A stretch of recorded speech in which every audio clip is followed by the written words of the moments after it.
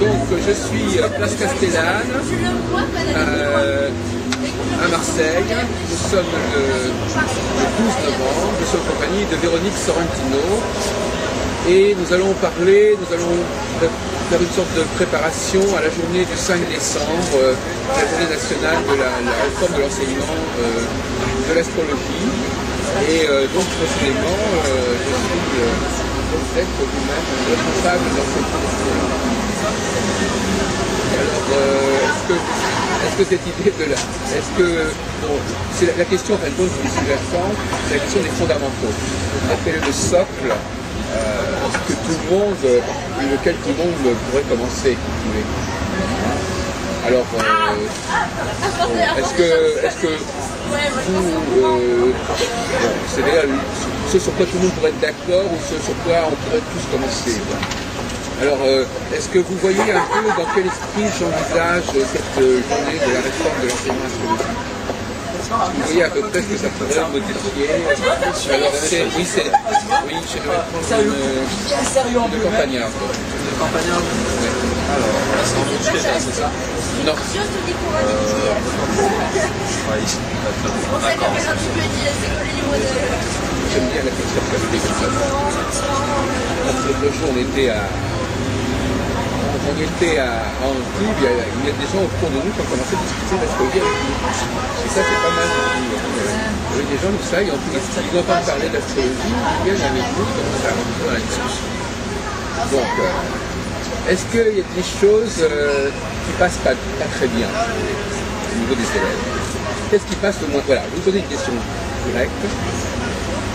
Vous avez le fait de me répondre franchement. Qu'est-ce qui passe le moins bien dans ce jeu d'enseignement? Personnellement, je dirais qu'il n'y a pas vraiment quelque chose qui passe pas bien au niveau des élèves. Ils sont tous au contraire là pour apprendre, pour comprendre, et ils sont ouverts à tout. Donc je dirais pas quelque chose qui passe pas vraiment au niveau de l'astrologie, si ce n'est peut-être cette difficulté à la faire sortir des arts divinatoires, où pour eux c'est encore...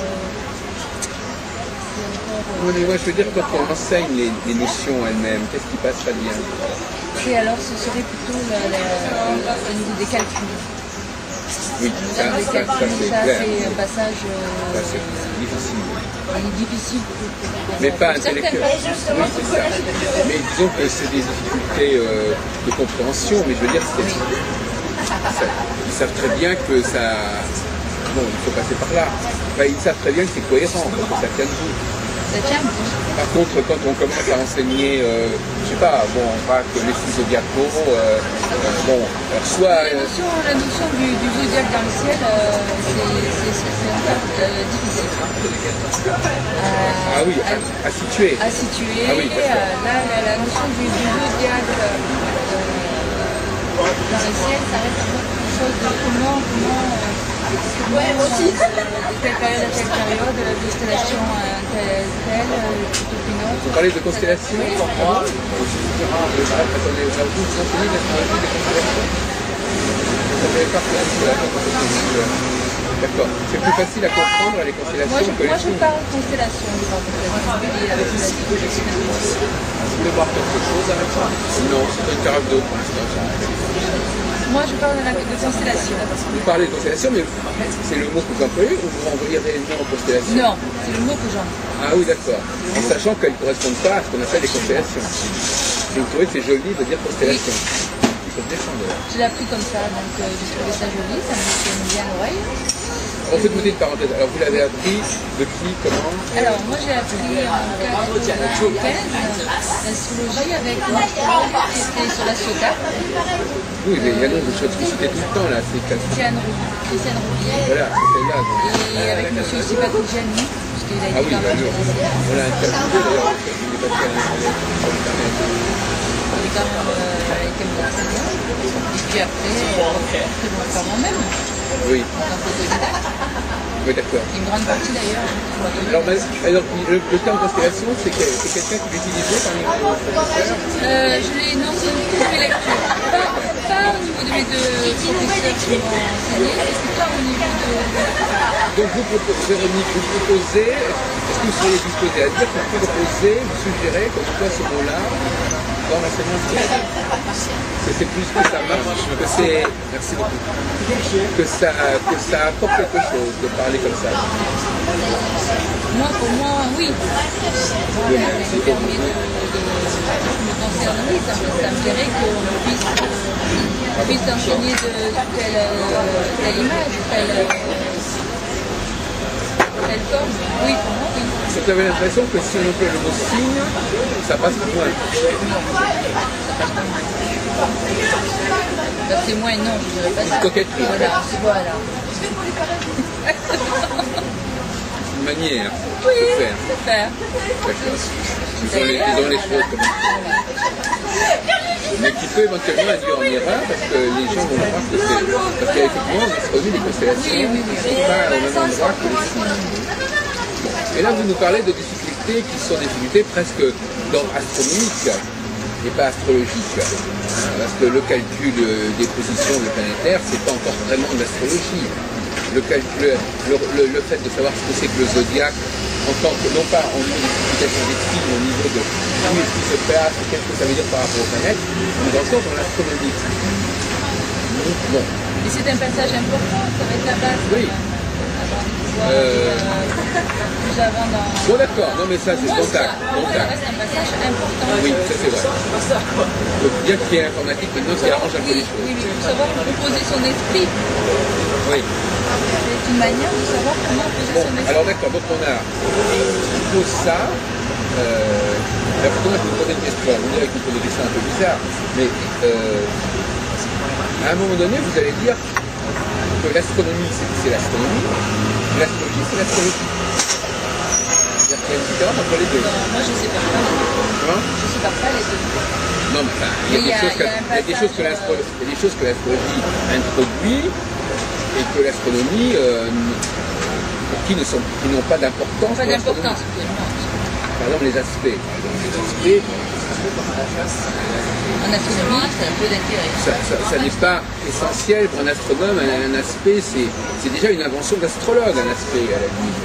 Le fait de dire, quand il y a un aspect de temps, ça déclenche quelque chose. Pour un astronome, c'est du charabia. Donc, c'est bien que vous voyez, il y a bien un moment où on passe de quelque chose qui est évident sur le plan astronomique à un autre discours qui, lui, fonctionne selon une autre logique. Alors moi j'emploie une expression qui est assez simple, je ne sais pas si je vais vous la soumettre, c'est le passage du continu au discontinu. C'est-à-dire, l'astronomie aurait une vocation d'étudier la continuité des choses, c'est-à-dire sans aucune rupture, sans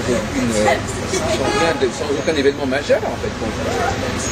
Alors que l'astrologie, elle aurait tendance à faire du discontinu, c'est-à-dire à dire à un certain moment, là, il se passe des choses plus importantes. Vraiment au niveau prévisionnel. Oui. Il se passe des choses plus importantes, ou bien c'est là que ça nous intéresse de regarder et pas ailleurs. Alors, le thème natal, c'est aussi du discontinu, parce que c'est à un moment donné qu'on va étudier le ciel et pas à un autre moment, pour une personne donnée. Donc cette façon pour les astrologues de se focaliser sur un instant, une configuration et de ne pas être constamment en train de dire tout ce qui se passe est important. C'est pas constamment important. Ce point dans le ciel n'est pas important en permanence.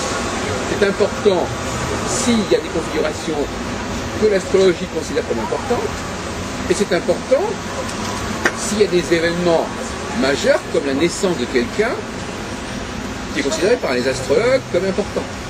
Il y a déjà une sorte de filtration, de tri de tout ce qui peut être astronomique et qui n'est pas retenu astrologiquement. Donc c'est on peut dire que c'est un peu l'astronome produit une sorte de matière un petit peu brute, si vous voulez, et l'astrologue va structurer, va élaguer, va sculpter cette matière, et va en faire quelque chose qui va ressembler à autre chose. Hein. C'est comme un bloc de marbre, il n'y a pas du tout la même forme que le buste de quelqu'un. Il va sculpter cette matière un petit peu informe qui déroule en permanence Et il va dire attention, non, on va arrêter là, on va couper là, on va ciseler comme ça. Il va ciseler le cosmos, l'astronome. Le cosmos que lui propose l'astronome, il va le ciseler. Il va le découper en tranches. Il va faire des coupes, justement. Le thème d'appel, c'est une coupe. Donc déjà, je crois que c'est important de montrer comment se fait le passage de l'astronomie à l'astrologie. C'est important, pourquoi c'est important?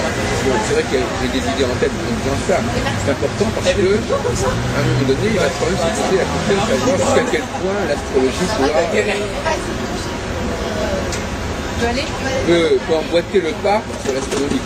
Est-ce que tout ce que les astronomes inventent, découvrent, c'est fondamentalement et c'est automatiquement intégré en astrologie? Pour une certaine forme de prise de distance. Et puis il y a aussi, bien sûr, un autre problème qui se pose, c'est l'importance que les astrologues accordent à des choses qui ne sont pas visibles astronomiquement et qui ne correspondent pas à un corps réel. Par exemple, le passage. Là, on parlait des choses qui n'étaient pas très importantes aux yeux des astronomes. Ben, le découpage du zodiaque en 12, par exemple, c'est pas très intéressant pour les astronomes. Je ne dis pas qu'ils ne l'utilisent pas, mais ils pourraient changer 100 fois le système, ça serait pareil pour eux. Si on vous leur disait on va couper l'écliptique en 22 ou en 25, pour eux ça n'a aucune importance. Du décalage de la position des étoiles. Ben, pour eux, ce sont deux systèmes de coordonnées qui s'équivalent. Parce que pour eux ça n'a aucune importance. Ce qui est important, c'est de savoir de quoi on parle. Donc, vous avez une coordonnée, vous dites voilà, c'est comme si je vous disais, c'est comme un bateau, bon voilà, c'est un code, vous utilisez le code A ou le code B. Vous utilisez une logique de code stellaire, bon d'accord, alors il y a des constellations qui ont des certains noms, on sait que la planète, si une planète est à tel endroit, bon on sait qu'elle sera dans cette constellation. Vous utilisez une logique de code tropical, équinoxial, bon. Ce qui est important, c'est que vous sachiez de quoi vous parlez. Vous savez, par exemple, autrefois, Madame Sorrentino, il n'y avait pas de méridien de Greenwich. Chaque pays avait son méridien. Donc, quand quelqu'un disait à tant de degrés, on disait d'après quel méridien. Ça n'était pas important, mais il fallait savoir de quoi on parlait. Donc, l'astronome, il vous demandera simplement d'où. Vous voulez ça? Ok. De toute façon, l'objet des vidéos, il se trouve au même endroit. Quel que soit le système de coordonnées que vous utiliserez, il sera au même endroit. On arrivera au même résultat. Donc, pour répondre à votre question, ça n'a pas beaucoup d'importance pour un astronome. Et même si vous reprenez des astronomes qui utilisent telle méthode ou telle méthode, ça ne veut pas dire que pour eux c'est plus valable. C'est plus vrai. Voilà, monsieur le maire. Ah, c'est gentil. Bon appétit. Vous voulez vous parler peut-être? Oui, c'est petit. Oui, oui.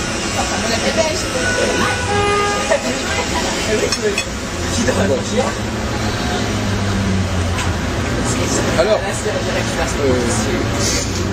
par exemple, comme je disais, le passage d'un signe à l'autre, c'est mathématique. Ça n'a pas de réalité astronomique. Parce que déjà, là encore une fois, il y a un décalage. On est déjà dans le domaine de l'astrologie. Le nom des planètes, pareil. Même si les astronomes appellent ces planètes comme ça, pour eux ça veut dire une chose, pour nous ça veut dire une autre chose. Pour eux ça veut dire simplement ça s'appelle comme ça. Ils n'en ont rien à faire, ils n'en tirent aucune conséquence. Jupiter pourrait s'appeler Tartampion, pour eux ça serait exactement la même chose. Donc, les noms qu'ils donnent aux planètes, même si ce sont les mêmes noms, n'ont pas la même importance. Pour les astrologues, pourquoi ça s'appelle comme ça? Alors là, tout de suite, on commence à réfléchir. Pour les astronomes, c'est la fin du processus. Voilà, maintenant, vous savez que ça s'appelle comme ça, vous savez de quoi on parle. Vous savez de quoi on parle de cette planète qui est à tel endroit du ciel. Vous savez que si je l'admets dans le zodiaque, elle est à tel endroit. Mais c'est tout. Ça n'engage absolument pas. Ça s'arrête là. Voilà. Alors, les maisons, c'est un peu pareil. Ça ne veut pas dire que la façon dont on dresse les maisons n'est pas scientifique jusqu'à un certain point. L'horizon, bon, c'est un fait. L'horizon, c'est un fait astronomique. Maintenant, le nom des maisons, là, le nombre des maisons, là déjà, on n'est plus dans l'astronomie. Donc, il y a une espèce de passage comme ça. C'est intéressant à observer. Et à ce moment-là, non merci. Et à ce moment-là, la question qui se pose, c'est comment dirais-je, la logique de cette. On va aborder directement la question des maisons, si vous voulez bien. Bon, imaginons que vous soyez en train d'enseigner le chapitre sur les maisons astrologiques à vos élèves. Alors, vous leur expliquez, mais si je me trompe, si c'est pas comme ça que vous faites, vous leur expliquez, bon, alors là, il faut savoir évidemment faire des cas de maison, là, d'accord, bien sûr, de la latitude, de corriger l'heure, etc. Donc ça, c'est clair. Ça encore, ça, c'est des données objectives. Maintenant, comment on les numérote, les maisons? Déjà, l'ordre dans lequel on numérote les maisons, c'est déjà moins évident. Parce que un élève attentif va vous dire pourquoi vous numérotez les maisons dans cet ordre-là, alors que les planètes, elles vont dans l'autre sens. Alors, il y a une source là de contresens fréquent. De contresens fréquent, puisque, oui, on peut rentrer, hein, si vous avez, à un moment donné, oui, non, mais on peut même rentrer comme ça.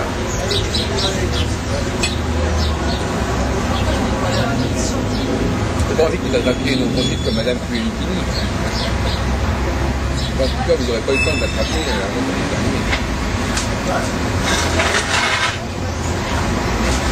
Donc,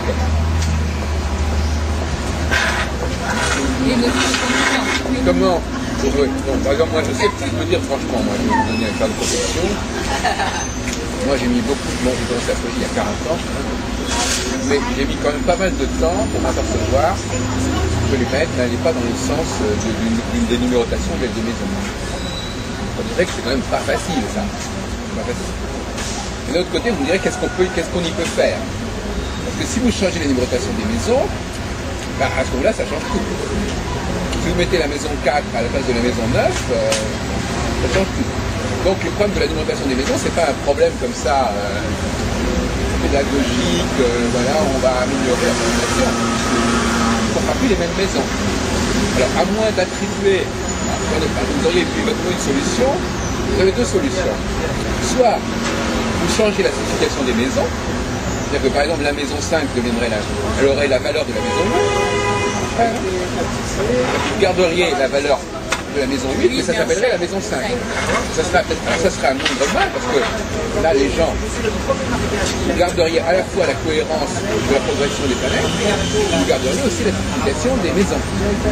Ce qui importe après tout que... bon. Mais alors à ce moment-là, le problème, c'est que si la maison 5, c'est la mort,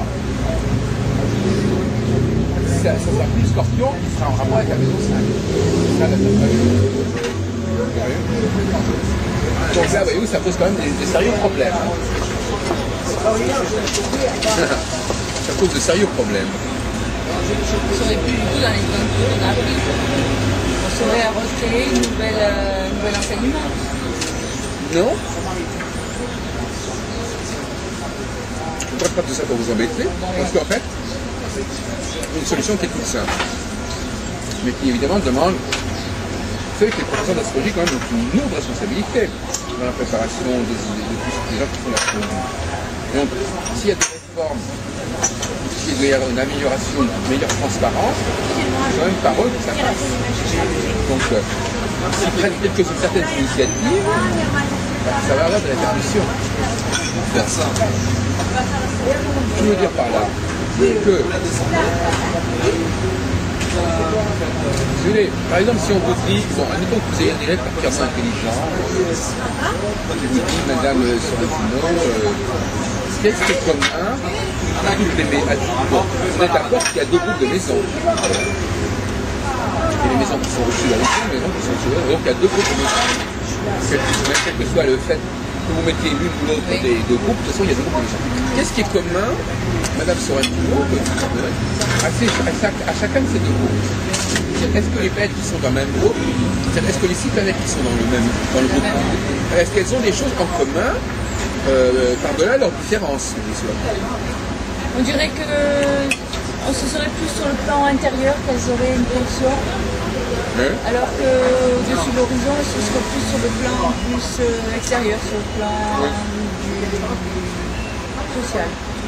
Et ça, c'est ce qu'on dit. C'est ce qu'on dit. On dit, enfin, mais quand on ne le dit pas, généralement par rapport aux maisons, on dit si les gens ont plus de planètes au-dessus de l'horizon ou en dessous de l'horizon. Voilà. Et enfin, c'est un principe qu'on pose. Mais on ne dit pas forcément que les 6 maisons qui sont au-dessus de l'horizon correspondent plus à ça. À une... Bon. Par exemple, la mort, c'est pas spécialement, enfin, c'est pas un signe d'extraversion. Donc, je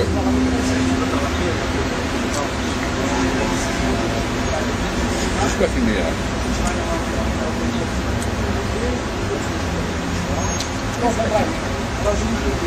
On est filmé, mais on ne me voit pas. Pendant que je mange, on ne me voit pas. On ne me voit que vous. Donc, au bracelet, c'est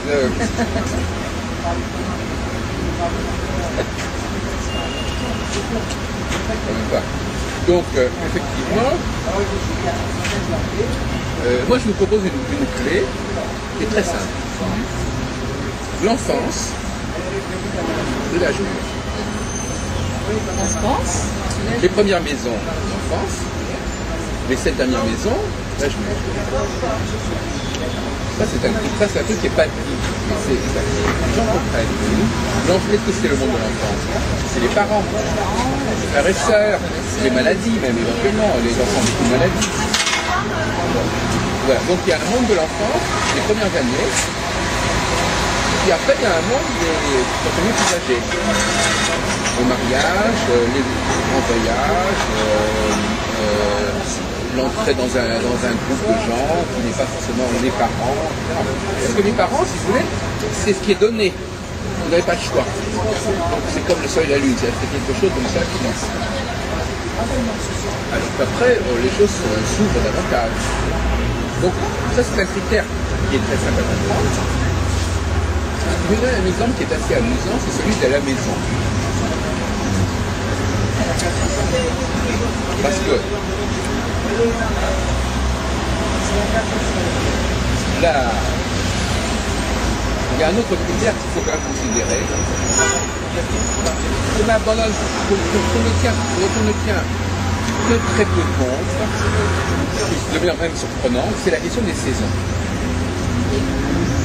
Par exemple, l'autre jour, j'ai discuté avec quelqu'un que je ne nommerai pas, il y a Solo, à Aix-en-Provence. Je lui dis, il y a quand même peut-être quelque chose de semblable entre les 6 premiers signes qui correspondent au printemps en réalité et les maisons qui sont au-dessus de l'horizon, qui sont dans la lumière, si vous voulez. Et ça passe plus tellement actuellement. Les gens, ils fonctionnent à un tout autre plan. Les grandes structures comme ça, les grands cadres comme ça, ils ne savent plus. Ils sont tout de suite dans leurs petits trucs, ils ont des petites synthèses, etc. Mais si on leur dit, attendez, quand même, il y a des grands fondements analogiques qu'il faut quand même respecter, non, ça passe pas. Alors ça, je crois qu'il faut quand même revenir à des choses fondamentales. Il y a des lois analogiques fondamentales. Le jour, l'été, la nuit, l'hiver. Et de la même façon, d'une certaine manière, là je saute un petit peu les étapes, mais on va revenir. Les planètes rapides et les planètes lentes. Parce que vous connaissez la théorie des âges. Souvent on dit les planètes rapides, c'est surtout au début de la vie, et les planètes lentes, c'est à la fin de la vie. que dit Jean-Pierre Nicolas, par exemple, qui habite dans le Var.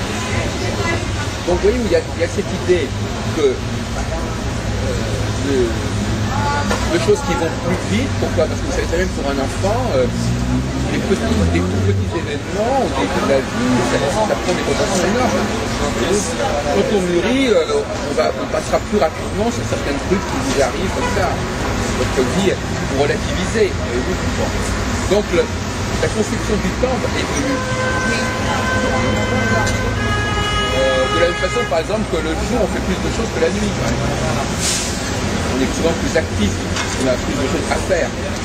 La nuit, on a l'impression que le temps est un petit peu plus long. Parfois, les gens, ils s'ennuient carrément dans la nuit. Ils ont des insomnies, enfin, je sais pas, parfois, ils ne savent pas très bien quoi faire, tellement la nuit traîne. Donc, là, on entre dans le monde de l'astro. À partir du moment où on introduit un système d'analogie. Les saisons, les signes. Mais à ce moment-là, on revient à notre fameuse histoire sur les maisons, ça coince. Donc, il dit que les 6 premiers signes correspondent au printemps et à l'été, et que le printemps et l'été sont en analogie avec le diurne. Là, vous ne pouvez pas mettre les maisons de 7 à 12 en au-dessus de l'horizon. Et les gens ne comprennent plus. Donc c'est ça que le problème qui se pose. C'est pour ça qu'il y a des aspects qui se méfient de toutes les clarifications, parce qu'ils se disent à un moment donné, on va se faire coincer. On va vous dire, ah oui, mais là, ça colle pas. Alors, donc ils ont tendance à rester dans le vague et dans le flou pour qu'on ne vienne pas les coincer en leur disant mais ça ne tient pas tout. De façon à ce que comme ça, les choses restent en état. Donc en étant des acrobaties qu'on est obligé de faire, pour qu'on ne vienne pas vous embêter sur le fait que les maisons ne sont pas les bonnes. Vous êtes obligé de dire non, non, non, il n'y a pas d'analogie, non, non, non, ça n'a pas de rapport, tout le temps ça n'a aucun rapport, ça n'a rien à voir. Les élèves, ça les fatigue un petit peu, ils disent cette façon de faire. Quand on a du temps qu'il n'y a rien à comprendre, ça veut dire ne cherchez pas à comprendre, ne faites pas de rapprochement. Bon. Alors qu'en même temps, on leur dit maison 8 à Scorpion. Bon. Alors à la fois on leur dit maison 8 Scorpion, maison 8 Taureau, mais en même temps on leur dit attention, oubliez que le Scorpion est un signe d'automne et qu'il n'y a pas de problème pour le mettre à midi. Enfin, je veux dire, à 3 heures l'après-midi. Alors, qu'est-ce que vous en pensez, pour faire un petit break là-dessus? Est-ce que vous-même, vous êtes quelqu'un quand même de très consciencieux dans votre façon de fonctionner? Est-ce que vous seriez capable de revoir un peu tout ça? Pourquoi pas, hein? Je suis bien passé du sidéral au tropical au sidéral en faisant des recherches très personnelles. Donc, moi, je serais ouverte à faire des recherches. Pas de souci. Mais c'est une question de temps, de voir, de curiosité. Tout est l'ensemble du vécu. Oui. Comme tout à l'heure, vous ne m'avez pas dit que vous étiez passé du sidéral au tropical. Vous ne m'avez pas dit ça, vous m'avez dit simplement que vous utilisez le nom de vous utilisez simplement le nom des filles. Vous les appelez des constellations. Maintenant, vous me dites que c'est autre chose. Non, mais parce que je me base sur le sidéral. Moi, je n'utilise pas le sidéral tropical. Donc, c'est simplement une façon de parler. Et c'était une recherche aussi. Pas de côté de route. Quand vous dites constellation, vous ne renvoyez pas à la même chose que quand même. Oui, oui, par rapport à l'autre. Ben non. Non, mais il faut jouer carte sur table. Oui. Moi, je me disais comment ça se fait. Être tropicaliste et en pleine constellation. Je comprends pas. Moi, je n'ai rien contre les sidéralistes, hein, vous savez. Donc, moi, je fais la Moi, j'ai rien contre les tropicalistes. Chacun fait ce qu'il veut. Si c'est au niveau des recherches. Non, mais il est un fait que. On a fait un peu qu'on a par masse, mais il est un fait que effectivement le stellarisme présente certains avantages. Parce qu'à ce moment-là, il ne s'agit pas de dire que la planète entre dans un signe ou entre dans une constellation, mais elle est conjointe à une étoile. Et on aspecte une étoile. Donc une étoile, c'est quelque chose qui est précis, une étoile. L'entrée, le début d'un signe ou d'une constellation, comme vous le savez, c'est totalement discutable. C'est-à-dire que... Je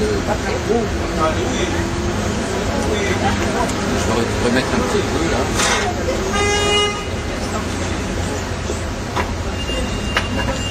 Effectivement, vous avez raison, moi j'ai connu beaucoup de sidéralistes, et généralement c'est des gens qui sont effectivement avec qui on peut parler. Parce qu'ils sont ouverts à de nouveaux changements.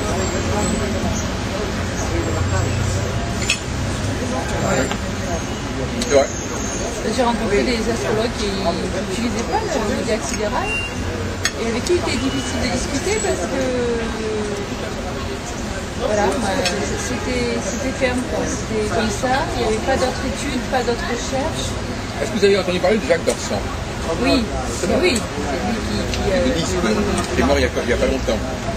Lui, il était non seulement pour le zodiaque sidéral, mais il voulait aussi inverser les maisons. Ce que je vous disais tout à l'heure, c'est lui qui le dit en fait.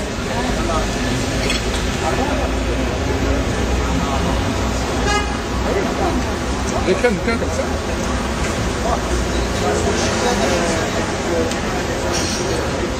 C'est quelqu'un qui voulait...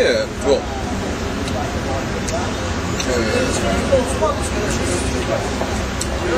On parlait tout à l'heure des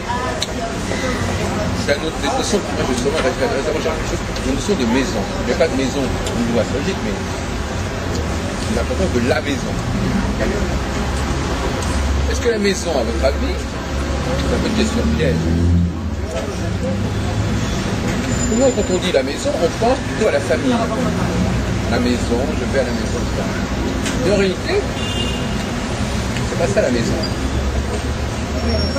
La maison, c'est là qu'il y a un vrai problème. La maison, c'est par exemple le temple, l'église, la mairie, l'opéra, les endroits où les gens se réunissent. Oui, on est très loin de la maison familiale, la petite maison, etc. Là, il y a vraiment quelque chose qui a été déformé. En fin de compte, quand on regarde moi, je conseille toujours aux étudiants en astrologie de lire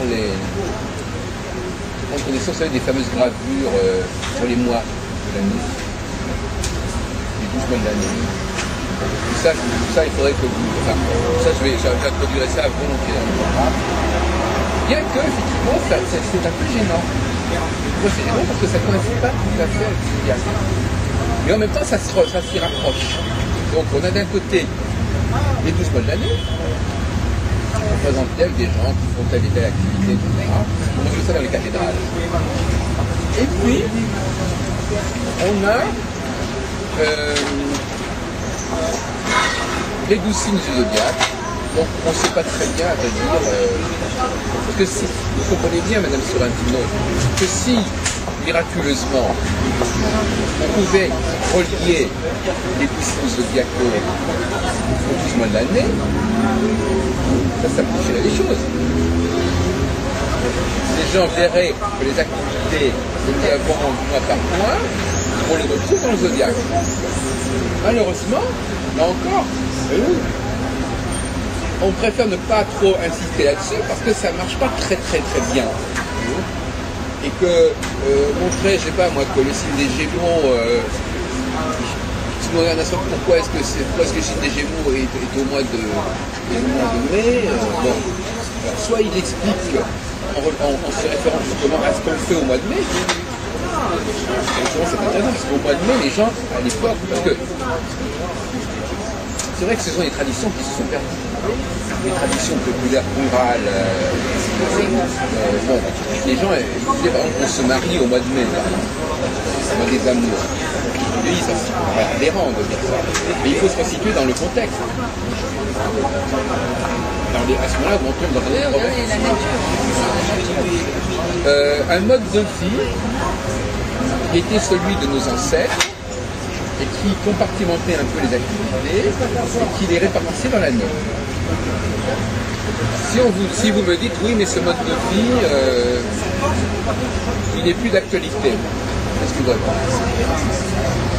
Si on vous dit oui, mais aujourd'hui c'est plus ça, il faut répondre que l'astrologie s'est ancrée sur la vérité d'une certaine époque. Pas forcément la nôtre, mais nous sommes marqués par cette époque où elle s'est mise en place. Ça, c'est important pour les étudiants qui comprennent que l'astrologie nous parle de phénomènes qui se sont mis en place il y a très longtemps.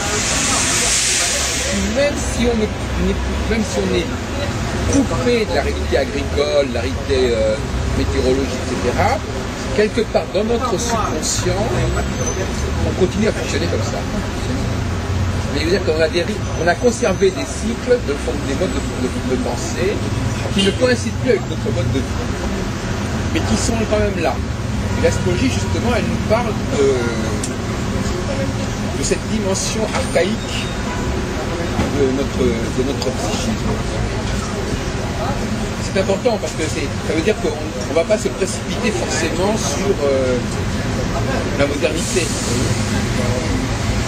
On ne va pas forcément dire maintenant il faut adapter l'astrologie à un monde moderne. Parce que nous avons, c'est comme si vous disiez, maintenant les femmes elles vont plus faire du jour au lendemain, on va décider qu'elles font plus leur enfant en 9 mois. Parce que c'est trop long, je ne sais pas quoi. Il y a des choses anciennes dans notre mode de fonctionnement qu'on ne va pas changer comme ça. Quel intérêt?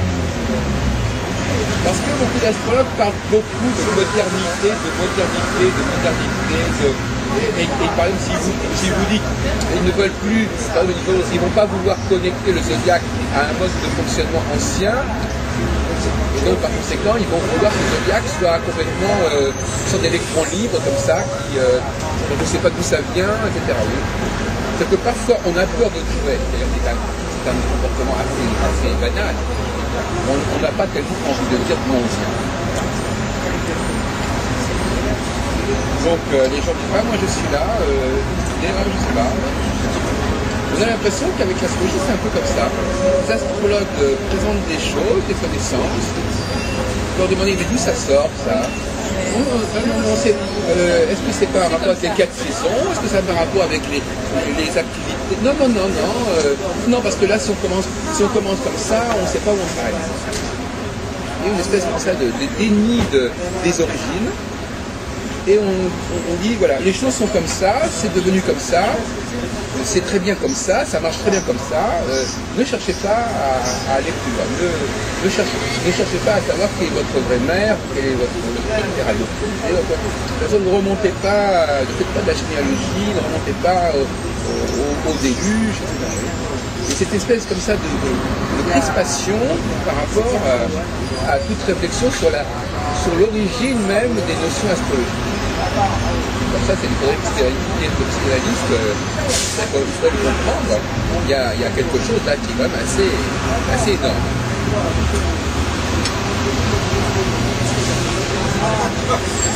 Elle a peur d'être prise en défaut. Une certaine honte, oui. Honte de ne pas pouvoir et puis peut-être dire que c'est un peu simplé. Vous savez, oui, quand vous dites le symbole, c'est le symbole, etc. C'est complexe. En réalité, le symbole, c'est simplement parce que les gens aimaient bien se réchauffer le mois de janvier et boire un coup. C'est moins brillant. Alors, on monte en épingle le symbole, la richesse de ce symbole, comme ça, qui est là. On ne veut surtout pas le réduire à des notions simples, comme les saisons, comme les activités qu'on a en hiver et pas en été. Il y a comme ça une sorte de déni, comme ça, on veut envoyer les gens sur des fausses pistes. Donc ça, il faut quand même que les enseignants d'astrologie le sachent. Il y a toute une tradition de la désinformation en astrologie. C'est-à-dire, on défend de nous recevoir. Voilà. Même chez des gens qui sont relativement sérieux. Alors, moi ce que je propose, c'est qu'on mette un peu d'ordre dans tout ça. Qu'on respecte aussi l'intelligence de l'étudiant. Alors, deux choses. Un, qu'on respecte le rapport entre les mois de l'année, d'un groupe possible, et le zodiaque. Quitte à ressourcer le zodiaque. Par ressourcer le zodiaque, c'est-à-dire quitte à... Peut-être que vous allez dire que je vais un peu trop loin, mais c'est à revenir à ce qu'on disait tout à l'heure, c'est-à-dire les astronomes, eux, ils ont un certain zodiaque. Ils les appellent comme ils veulent, leur signe. Est-ce que nous sommes obligés de les appeler comme eux, ils les appellent? Si nous nous apercevons, qu'il y a des choses qui ne tiennent pas debout, nous avons la volonté de les modifier. Eux, ça n'est pas leur affaire, donc ils les gardent comme tels. On n'est pas sur le même bateau, on n'a pas les mêmes enjeux. Si par contre, donc est-ce qu'on a le droit, nous, professeurs d'astrologie, est-ce qu'on a le droit de changer tel ou tel signe, ou de le corriger, ou de modifier son nom, de modifier sa forme, pour que ça soit plus en accord avec une cohérence, avec des sources, avec une ancienne tradition de l'activité mensuelle, avec la cohérence des saisons, quelle est la marge de manœuvre que vous accordez aux astrologues pour donner plus de cohérence à leur savoir? Est-ce que, je prends un exemple extrême, mais je dis ça en passant, mais imaginons par exemple qu'on s'aperçoive, je sais pas du tout mon idée, que Mars, c'est pas vraiment Mars, je sais pas moi, que Mars n'a pas les effets de Mars, je sais pas quoi. Est-ce qu'on aurait le droit de changer le nom de Mars en disant ben non, c'est pas celle-là, ou alors ou alors intervertir par exemple. Intervertir. Le droit, pourquoi pas avoir le droit, on est libre de pouvoir dire ce qu'on a envie de dire. Et maintenant, est-ce qu'on va pouvoir le justifier pleinement? En tout cas, c'est une question de recherche. Voilà, c'est ça le problème. Rien sans recherche, rien sans appui, rien sans structure. Oui, le consensus. Parce que toute communauté a besoin d'un consensus. J'ai donné hier un exemple amusant. Je disais, on n'a pas besoin de consensus très important pour dire que le soleil existe, qu'il a une certaine action. On a un consensus plus difficile à trouver pour dire que, par exemple, la planète Saturne a tel et tel effet. C'est pas du tout évident. Là, tous les Français seront d'accord pour dire le soleil, oui, on sait ce que c'est. Tous les Français ne vont pas dire Saturne, on sait ce que c'est. Donc,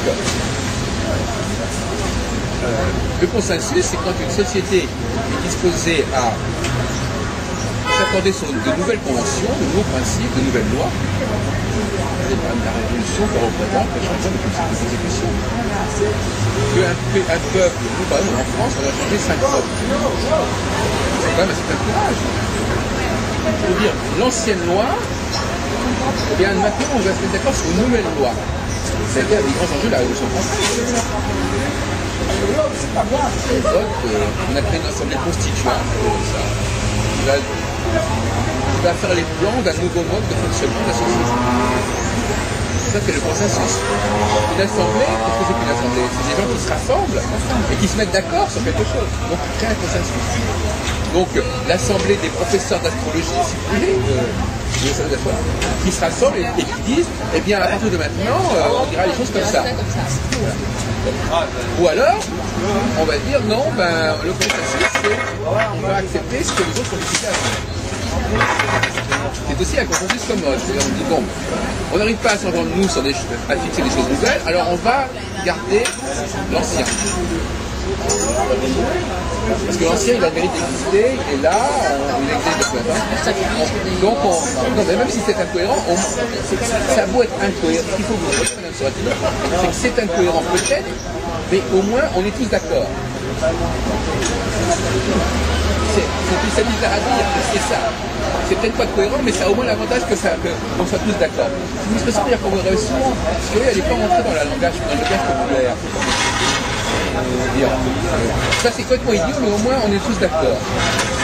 Ça c'est un autre type d'humour, je ne sais pas si on pourrait l'employer à Marseille, parce que ça a une certaine vérité. On soit d'accord, déjà énorme. Même si c'est un petit peu idiot, on est tous d'accord. Voilà, c'est un petit peu ce type de raisonnement qu'il faut quand même combattre. Bon, maintenant, pour qu'un nouveau consensus se mette en place pour un groupe de gens, il faut quoi? Ça, c'est une grande question astrologique, au niveau prévisionnel.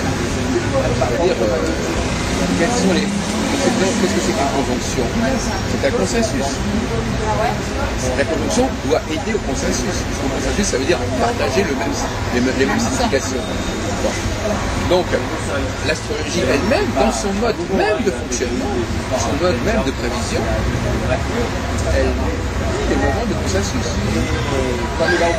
Actuellement, c'est une période qu'on fait favorable au consensus. C'est-à-dire que la conjonction Saturne-Régulus. Et si d'ailleurs,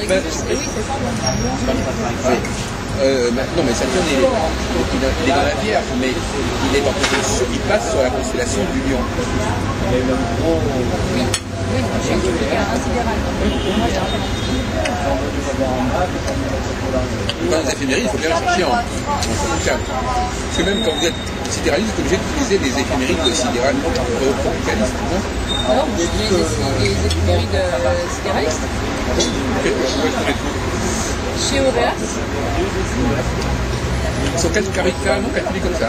Vous avez un logiciel qui s'appelle le CD-ROM éphéméride des tableaux des maisons. Et vous validez Tropical, sidéral, et vous avez le même livre que Tropical. Ah oui, d'accord, écoutez, ça c'est. Avec le décalage de 24 degrés, le décalage de la colonne. Hein. Ah, j'ai cherché. Hein. Quand j'ai voulu passer au sidéral, j'ai cherché pour avoir les éphémérides. Vous ne savez pas que c'était déjà existé? Oui. Je disais, des pauvres sidéralistes sont obligés d'apprendre le tropicalisme pour pouvoir placer leur place. Alors, donc, effectivement, cette conjonction,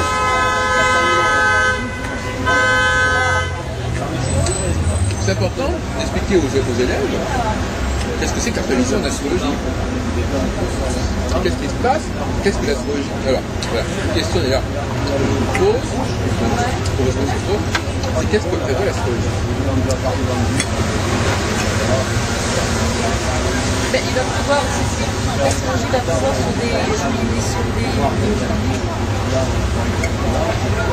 une possibilité énergétique de telle orientation plutôt que de telle autre. Donc dans un provisionnel, entre la de telle période à telle période, vous êtes dans une période favorable, à vous maintenant de donner les moyens nécessaires à aller vers cette possibilité d'ouverture de la charge. Oui, mais écoutez, alors ça, vous permettrait quand même de faire aussi. Et cela dit, bon, vous avez dit un peu de mal, je pense que c'est pas la bonne. Je pense qu'il faut agrandir, presque renverser la. Agrandir. Quel genre d'événement a plus de chances de se passer quelles périodes sont favorables à un certain type d'événement? On ne peut pas quelles périodes sont favorables à nous en tant qu'individus, parce que ça, on n'a rien à faire. Ça dépendra de la structure du thème, du lieu, du domaine dans lequel prendre s'effectuer. Il y a plusieurs choses qui rentrent. Un Jupiter sur le Soleil ne va pas donner un Jupiter sur le Soleil la même chose. Tout dépendra le secteur de vie, tout dépendra les aspects en compte, tout dépendra les aspects natals en compte. Il y a tout un ensemble. Il y a toute une synthèse.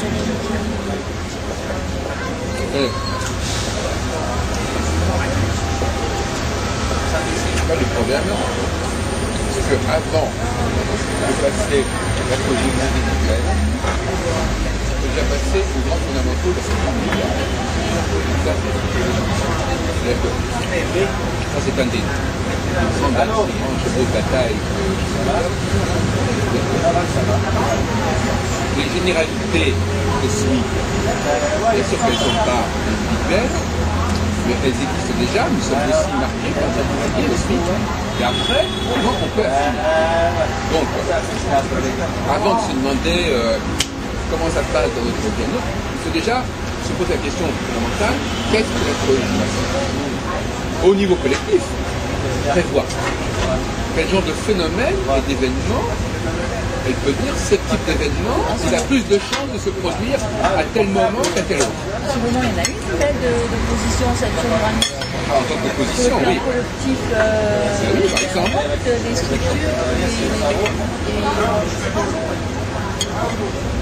les bases qui étaient fondées sur l'ancien, avec Uranus en opposition, va faire éclater tout ce que l'on croyait solide. En tout cas stable. Alors là, une certaine mesure, non? Qu'est-ce que vous en pensez? Hein? bien non. Là, je veux. Non? C'est pas ça comme ça? Non, je vous dire franchement, là, franchement, vous avez bien fait parler de ça. Parce que, précisément, vous voyez ça comme ça, mais on n'écoute plus parler ces derniers jours. Et c'est d'ailleurs été au congrès de Lyon, pour parler d'argent. Non. D'abord, premièrement, vous prenez un grand risque de ça. Mais en réalité, c'est pas du tout ce qu'il va faire. On ne sait pas. Si, c'est déjà acquis. Et pas du tout comme il dit. On va vers une concentration, vers un rassemblement des responsables. Et il n'y aura jamais eu autant de coordination et autant. Donc, on n'est pas du tout en cas de désordre.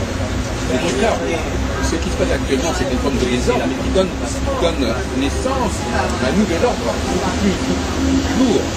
Donc, vous dites ça pourquoi? Parce que vous avez l'opposition. Il y a un changement de structure. Ils se rassemblent certes pour pouvoir donner de nouvelles structures. Oui, mais alors justement, la question est de savoir si la question est de savoir si on est dans la conjonction ou dans l'opposition. C'est ça le problème. C'est jamais ça. Non, mais là, on est dans une période, on est dans une conjonction. Et cela dit, comme vous n'utilisez pas, vous ne considérez pas les conjonctions de Saturne avec le Nordique, vous dites qu'il n'y a pas de conjonction. Vous êtes pris au piège de votre propre grille. Vous comprenez? Moi, par exemple, j'ai fait tout un exposé à Nice là-dessus. Voilà. Les astrologues font le thème, ils regardent les configurations actuelles. Ils n'ont pas de conjonction sous la main. Il y en a même peut-être même pas d'ici une quinzaine d'années, parce qu'on est en pleine carence de conjonction. Et donc ils disent, bon, donc la situation n'est pas une situation de conjonction. Vous comprenez, dire savoir ce que c'est une conjonction. C'est en fait, vous voyez ce que je veux dire, Madame Sorrentino? Et là, on est vraiment au cœur du problème. L'astrologue, avec sa propre grille, n'est pas vraiment la bonne grille astrologique. En astrologie, il y a des gens qui n'ont pas les mêmes grilles. On prend un astrologue X, il y a une grille Y. Eh bien, il va appliquer cette grille Y à sa et il va voir cet élément à travers cette grille. Donc il va garder des éléments qu'il observe, ce qui colle avec sa grille. Et donc effectivement, moi, si j'étais à la place de ces gens-là, si moi je ne connaissais pas les conjonctions en question, je serais bien obligé de, mon corps défendant, parce que je n'aurais pas le choix, de dire, bon, bah, ça veut dire que c'est... Voilà, et là, je suis engagé, je suis poussé à l'erreur.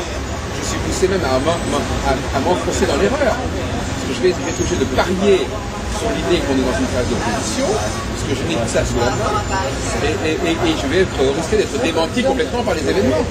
Donc vous utilisez toutes les conjonctions qui peuvent y avoir... Non, il n'y a que 4 conjonctions par an. Il y a une conjonction tous les 7 ans.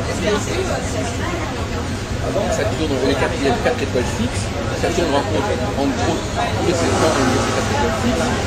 Il se trouve qu'en 2001, en 95, en 2008, on a la même petite convention. Alors, donc, vous devriez savoir depuis le temps, j'utilise 4 et 6. Et moi, j'ai l'avantage de pouvoir trouver des éléments de conjonction là où les autres n'en voient pas.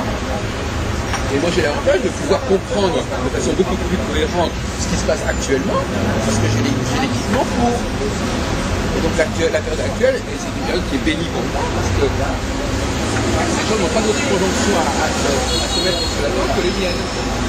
Quand si j'avais un produit, je suis le seul à vendre le produit. Vous voulez de la conjonction, et moi j'ai le monopole de la conjonction. Les autres, on n'est pas de conjonction, pas de conjonction, on a une opposition, bon, l'opposition, c'est l'opposition, alors oui, il y a des conflits, il y a des oppositions, etc. Mais en réalité, alors on a parlé très longuement là-dessus, de distinguer, alors c'est ça qui est du flou ici, voyez-vous, il faut que les élèves, on leur mélange pas tout. La conjonction, c'est la conjonction. L'opposition, c'est l'opposition. Ce que permet la conjonction, c'est la même chose que ce que permet l'opposition. Et c'est là que ça nous renvoie à ce qu'on disait tout à l'heure, c'est-à-dire que la conjonction, c'est plus de rapprocher et de produire du consensus. Quand il n'y a pas de conjonction, les gens ne s'approchent pas. Par exemple, en 1989, lors de la démolition de l'Empire communiste, les gens ne se sont pas rapprochés. C'est plus la rage, c'est enfermé dans cette situation. Ce n'était pas une période de conjonction. Et paradoxalement, ça c'est encore plus comique, paradoxalement, et bien justement il y avait une conjonction à ce moment-là. Donc les astronomes ont été obligés de croire que c'était une conjonction, que ce qui se passait était une conjonction. Donc on est dans le brouillard le plus total, parce que ils avaient une conjonction Jupiter-Neptune, il y avait une conjonction Saturne-Neptune en 1989. Ah oui. Donc ils sont obligés, parce qu'il y avait cette conjonction, de dire que ce qui se passait à ce moment-là était de l'ordre de la conjonction. Donc actuellement, ils sont obligés, puisqu'il n'y a plus d'opposition, de dire que et actuellement, ils ont tout fond, parce qu'en réalité, actuellement, on est dans la conjonction, et en 89, on était dans le contraire de la conjonction. Voilà le drame de ces astrologues, ils sont constamment à côté de la plaque, sauf par hasard. Bon. Donc les pauvres étudiants en astrologie, il faut leur apprendre des éléments comme la conjonction et la configuration centrale et royale de l'astrologie. C'est-à-dire que c'est... Pourquoi? Parce que tout simplement c'est le truc le plus manifeste. Une conjonction, ça parle le mot conjonction, il parle de lui-même. Une conjonction, et on le voit, deux astres se rapprochent. Il suffit. Voyez, moi je suis quelqu'un de très simple. Tout ce que je veux dire, c'est analogie. Analogie entre ce qui se rejoint et ce qui se passe sur le plan événementiel. Analogie entre les saisons et la nuit et le jour. Donc tout ça, c'est un b.a.-ba qui a été complètement rejeté, refoulé ou télescopé par les recherches, par les astrologues, pour revenir aux fondamentaux. Donc, ce que l'élève comprendra très facilement, ce que c'est qu'une conjonction et qu'elle a provoqué. Donc pour vous répondre à la question que je vous posais tout à l'heure, Madame Sorrentino, de quoi parle l'astrologie? Qu'est-ce qu'elle prévoit? La réponse c'est qu'elle prévoit des phénomènes de conjonction. C'est-à-dire des moments où les gens vont se rassembler, que les gens vont s'unir, que les gens vont se rapprocher les uns des autres et il va y avoir un nombre de clivages qui vont sauter, de frontières qui vont être dépassées. Ça peut dire, entre parenthèses, une invasion. Ça veut dire simplement qu'un pays ne peut plus être isolé. Oui, on a qu'à dire les preuves, on ne peut plus dans ce monde actuel être isolé. La crise est pour tout le monde. On n'arrête pas de le dire. On ne peut pas dire la crise s'arrête à la frontière de la France ou de la Chine. On est typiquement dans une sorte de logique totalement conjonctionnelle. C'est-à-dire que la conjonction, à la limite, c'est l'unité. Il y a un mot qui est intéressant, c'est le mot réunion. Dans le mot réunion, il y a union. Les choses on revient à l'unité. Et actuellement, si on vraiment être aveugle, on se rend compte qu'on n'a pas une pulsion militaire. Le G7, le G20, le G8, l'Union pour la Méditerranée, bon. Donc vous comprenez bien, que il faut quand même en profiter. Il faut en profiter pour remettre les choses remettre les pendules à l'heure. Le moment est tout à fait opportun. Parce que d'abord, on a une faillite, non pas seulement des banques, mais de l'astrologie par rapport à ça. Elle ne peut pas rendre compte correctement de son œuvre. Les astronomes sont débordés, sont déphasés. Moi j'ai interviewé l'autre jour à Lyon, il y a quelques jours, M. Jean-François Richard. Qu'est-ce qu'il voulait qu'il fasse? Il a sa proposition, il ne peut pas inventer une proposition, il n'a pas. Il fait avec ce qu'il a, et il ajuste ce qu'il a avec ce qu'il voit. Oui, mais on est fonction des outils qu'on dispose. Alors, donc, pour répondre à la question... Régulus, les honneurs, Régulus, l'étoile qui met en avant les honneurs. Oui, vous avez raison, mais moi je ne m'intéresse pas à l'aspect des choses. Pour moi, ce sont simplement des points dans l'espace. Vous l'associez à quoi? Rien. Rien? C'est la conjonction, c'est une conjonction. Et ce que vous ne comprenez pas, c'est que c'est le concept, c'est une conjonction, ça déclenche la conjonction. Et la conjonction, elle est porteuse elle-même de sens. La conjonction, ça veut tout dire, à tous les niveaux, ce que j'appelle, vous savez, vous écoutez les travaux d'Einstein, sur la relativité, etc., du temps. Il y a une accélération de...